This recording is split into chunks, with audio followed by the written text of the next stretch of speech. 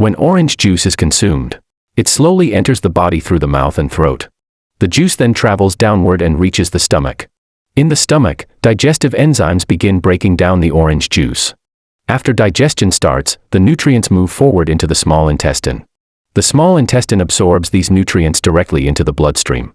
Blood circulation carries the absorbed nutrients throughout the entire body. When nutrients reach the brain, they help support normal brain activity. Muscles receive these nutrients and use them to support daily movement. Dietary fiber from orange helps maintain a healthy gut environment. Natural sugars in orange can cause a mild rise in blood glucose levels.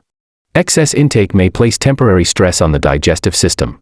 When taken in moderation, orange contributes to overall body balance and function.